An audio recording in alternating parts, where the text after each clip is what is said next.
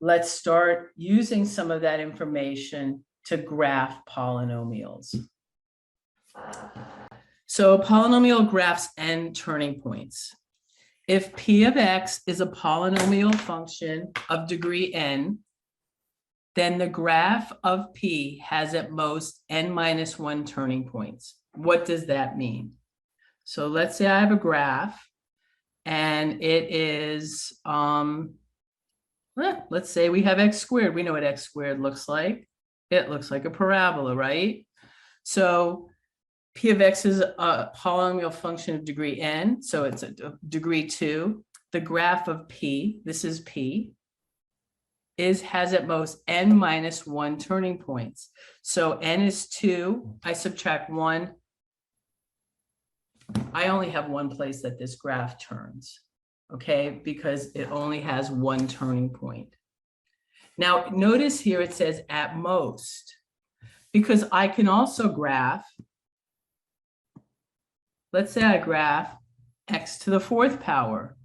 X to the 4th power looks like a parabola, only it's a little flatter at the bottom, but it still only has one turning point because the most it could have is 3.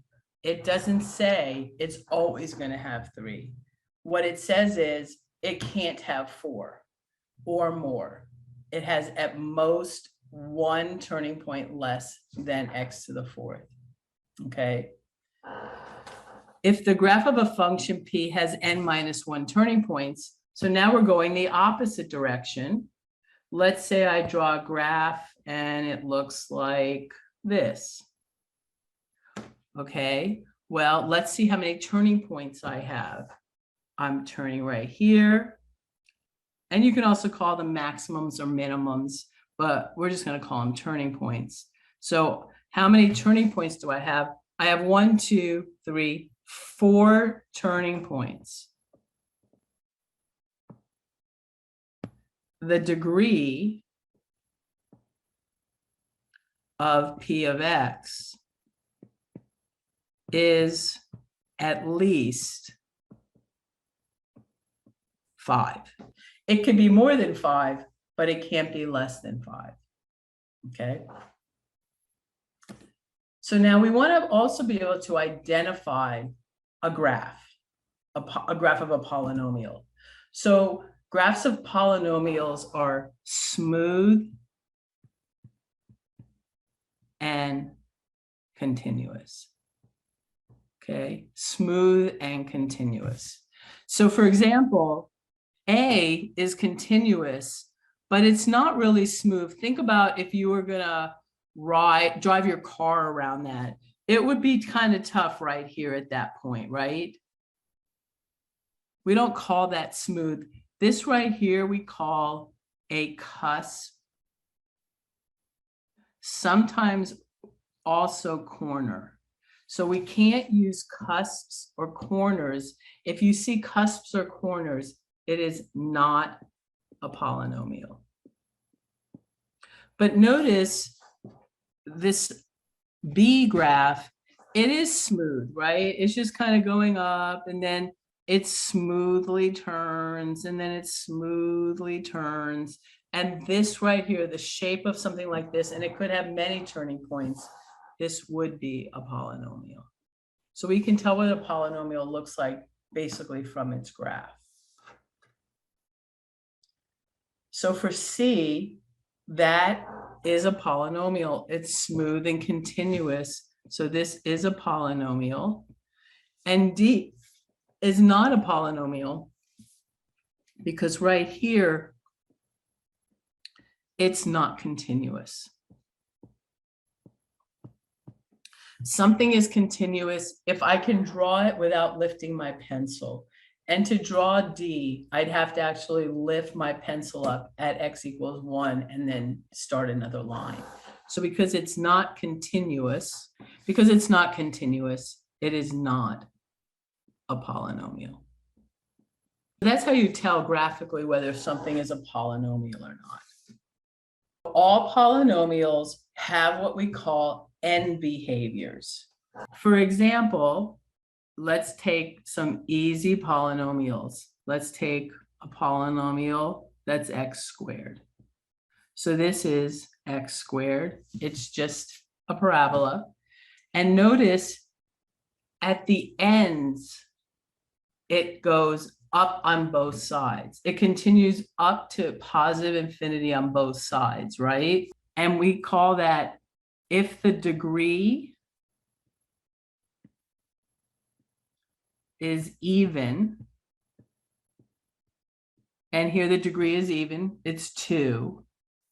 The end behavior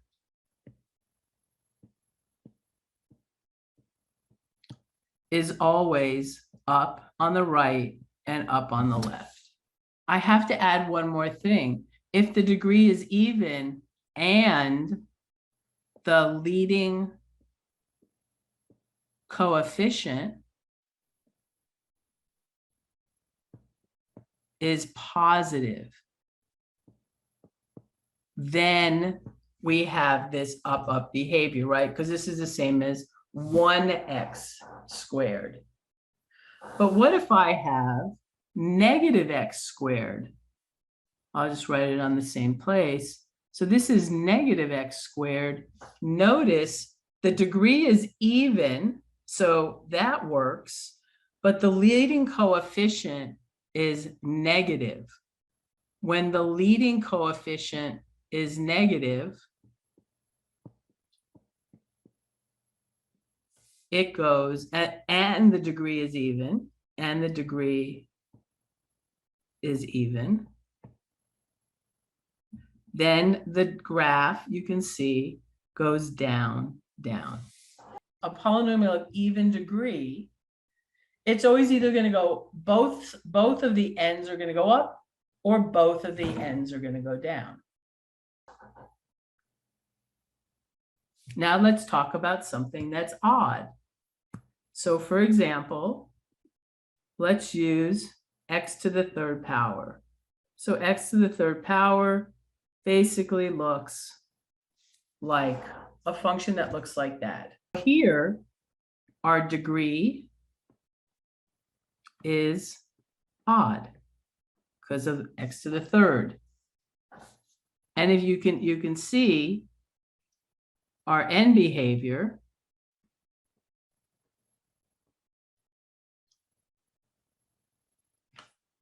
is up on the right, down on the left. And that's as long as I have a leading positive coefficient. Say my degree is odd, but I have a leading negative coefficient. And I can see that my end behavior for the red line is exactly opposite of for positive. So it's up on the left and down on the right. Okay, so those are the end behavior. To graph a polynomial, you basically need your zeros, your end behaviors, and one more thing. You basically need to know your zeros and your multiplicities. Identify the end behavior of a graph. State the end behavior of each graph. So for A, we have an odd degree and a positive leading, I'll say LC is leading coefficient because this is my leading coefficient. It's the largest degree term. Remember odd, it goes up on the right and down on the left. So for B, again, I look at everything, make sure it's in the right order. That's my leading coefficient. And this also has an odd degree, x to the fifth, so it's to the fifth power. And it has a negative leading coefficient. And because it has a negative leading coefficient, it's literally going to flip. So it's going to be up on the left and down on the right. And then for C, I can see that my leading term, I have an even degree of 4, and I have a negative leading coefficient. So even if it was positive, would both go up. Since it's negative, the end behaviors both go down. And that's really all we're looking at. We're just looking at a leading term for end behaviors. I think that's pretty simple, hopefully. State the degree of each function, then describe the end behavior and name the y-intercept of each graph. Okay, that should be pretty easy. So let's do A. So the degree of each function. Well, if I want to know what the degree is, think about it like this. I'm going to multiply x plus 2 times x plus 2 times x plus 2. But my leading term is going to be x to the third power. When I'm counting, I can just eliminate these pluses and minuses and really just count how many x's I have. So here I have x cubed times x. So I would say my degree here is 3 plus 1 or 4. My degree is 4. The end behavior, well, what's my leading term going to be? It's going to be x times x times x times x. My leading term is going to be x to the fourth power, which is positive. So that means my end behavior is going to be up on the right and up on the left. Basically like a parabola, because a parabola is has an even degree. So we found our end behavior. And how do I find my y-intercept? So to find my y-intercept, I always set x equal to 0.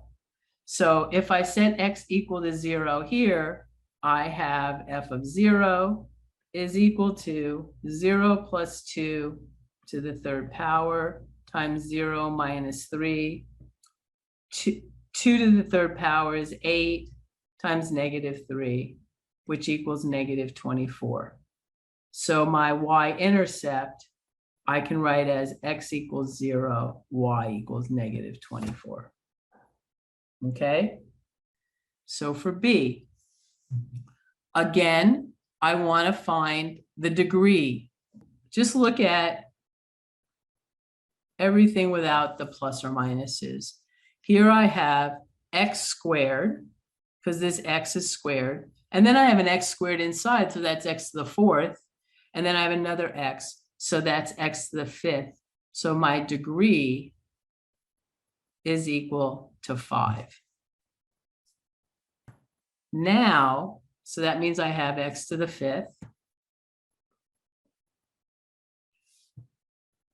But remember, that takes care of all of this. But after I multiply it all, notice it's going to be negative. My end behavior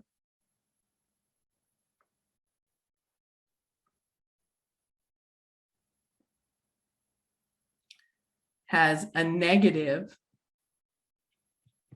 leading coefficient, right? So now I have degree 5. If it's degree 5, we know it goes up on the right, down on the left, but because it's negative, it goes the opposite direction. That happens because it's negative. And if I want to find my y-intercept,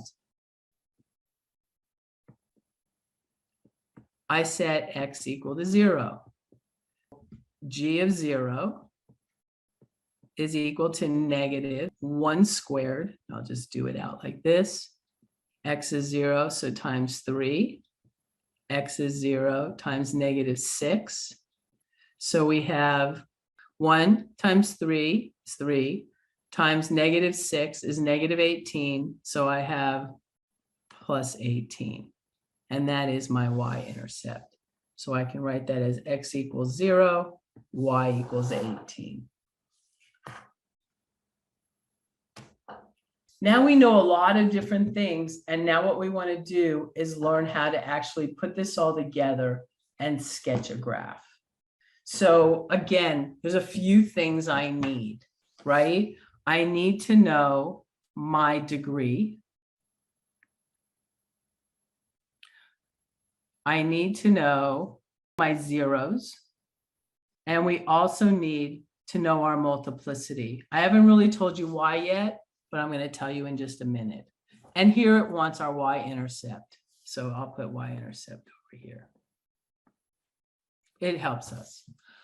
First thing we want to know is our end behavior. We have to look at our degree. So we have 1x here, we have 2 x's there, and we have 3 x's there. So that becomes degree equals 6. All my leading terms are positive, so I'm going to say it's positive leading coefficient, which means that if I have a degree of 6, a positive leading coefficient, remember my end behavior is the same as a parabola that's positive, which is up, up. Now I want to find my zeros. Well, I know I have a 0 at 2, I have a 0 at 1, and I have a 0 at -1. 2 from here, that makes that 0. 1 from here, that makes that 0. -1 from there, that makes that 0. Now I want to know what the multiplicities are of each 0.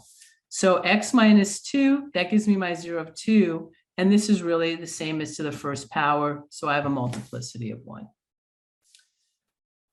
1 is this one right here. I have a multiplicity of 2. And the last one I have is -1. And it's got a multiplicity of 3. Now, why do we care about the multiplicities? It has to do with what happens when I graph these polynomials at those zeros, okay? So I have what's called cross or touch.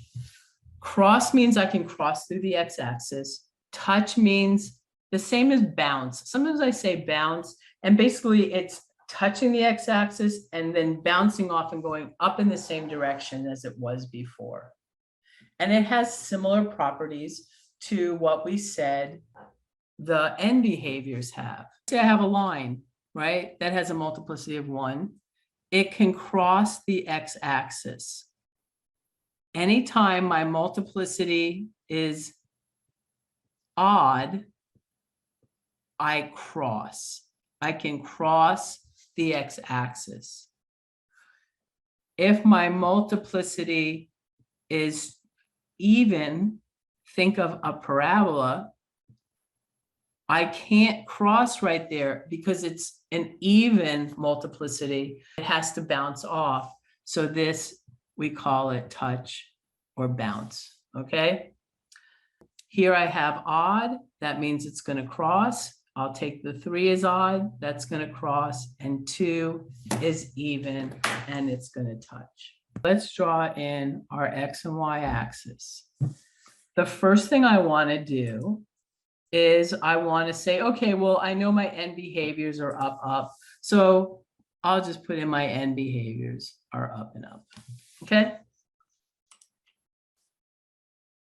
Oh, we didn't find our y-intercept. Our y-intercept, we said x equal to 0. Sorry about that. X equal to 0. So that becomes -2 times -1 squared times 1 to the 3rd power, which is, so that's 1, 1. So that equals -2. So while we're at it, let's put in our y-intercept. So our y-intercept is at -2. There's my y-intercept, okay?